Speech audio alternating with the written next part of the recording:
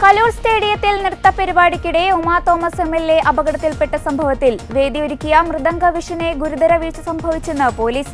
GCDAക്ക് വീഴ്ച സംഭവിച്ചിട്ടില്ലെന്നും മൃദംഗ vision director അടക്കമുള്ളവരാണ് മുഖ്യപ്രതികളെന്നുമാണ് കുറ്റപത്രത്തിൽ വ്യക്തമാക്കുന്നത്. ഇതുമായി ബന്ധപ്പെട്ട കേസിന്റെ അന്വേഷണം പൂർത്തിയായി. അതേസമയം കുറ്റപത്രം പോലീസ് ഉടൻ സമർപ്പിക്കും. കേസിൽ നടി ദിവ്യ ഉണ്ണിയുടെ മൊഴിയെടുക്കുവാനുണ്ട്. മൊഴി ഉടൻ രേഖപ്പെടുത്തും. നൃത്തപരിപാടി സംഘടിപ്പിച്ച മൃദംഗാവിഷൻ അധികൃതരാണ് കേസിലെ പ്രതികൾ. മതിയായ സുരക്ഷ ഒരുക്കാതെ സ്റ്റേജ് നിർമ്മിച്ചതിനാണ് കേസെടുത്തത്. സ്റ്റേജ് നിർമ്മാണവുമായി ബന്ധപ്പെട്ട് പാലിക്കേണ്ട ഒരു ചട്ടവും മൃദംഗാവിഷൻ പാലിച്ചിരുന്നില്ലെന്നാണ് കണ്ടെത്തൽ.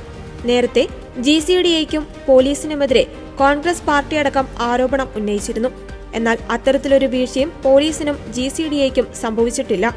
അപകടത്തിന്റെ പൂർണ്ണ ഉത്തരവാദിത്തം മൃദംഗാവിഷനാണെന്ന നിഗമനത്തിലേക്കാണ് പാലാരിവട്ടം പോലീസ് എത്തിയിരിക്കുന്നത്.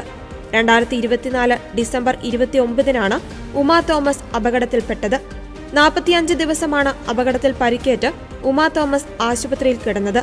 കേസിൽ 250ഓളം പേരുടെ മൊഴി രേഖപ്പെടുത്തിയിട്ടുണ്ട്. നേരത്തെ ഈ കേസുമായി ബന്ധപ്പെട്ട് മൃദംഗാവിഷന്റെ ഡയറക്ടർ അടക്കമുള്ള 4 പേരുടെ അറസ്റ്റ് രേഖപ്പെടുത്തിയിരുന്നു. സംഭവത്തിൽ പാലാരിവട്ടം പോലീസ് 2 കേസുകളാണ് എടുത്തിരുന്നത്. പരിപാടിയിലെ സുരക്ഷാ വീഴ്ച ചൂണ്ടിക്കാണിച്ചും മറ്റൊന്ന് മൃദംഗാവിഷന്റെ സാമ്പത്തിക ഇടപാടുമായി ബന്ധപ്പെട്ട് സംഘാടകർക്കെതിരെയുമായിരുന്നു കേസ്. ഇതിൽ സുരക്ഷാ വീഴ്ച ചൂണ്ടിക്കാണിച്ച് രജിസ്റ്റർ ചെയ്ത കേസിലാണ് പോലീസ് കുറ്റപത്രം സമർപ്പിക്കാനൊരുങ്ങുന്നത്. ഇതിലാണ് GDCAയ്ക്ക് യാതൊരുവിധ സുരക്ഷാ വീഴ്ചയും സംഭവിച്ചിട്ടില്ലെന്ന കണ്ടെത്തൽ. അതേസമയം സ്റ്റേജ് നിർമ്മിക്കുന്നതിലടക്കം മൃദംഗാവിഷനാണ് വീഴ്ച സംഭവിച്ചതെന്ന് വ്യക്തമാക്കിയാണ് പോലീസ് കുറ്റപത്രം സമർപ്പിക്കാനൊരുങ്ങുന്നത്.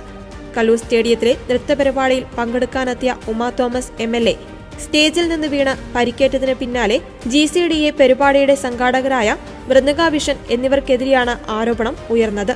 സംഭവവുമായി ബന്ധപ്പെട്ട് ഗുരുതരമായ സുരക്ഷാ വീഴ്ച സംഭവിച്ചിരുന്നുവെന്നതടക്കം ചൂണ്ടിക്കാണിച്ച് കോൺഗ്രസും രംഗത്തെത്തിയിരുന്നു.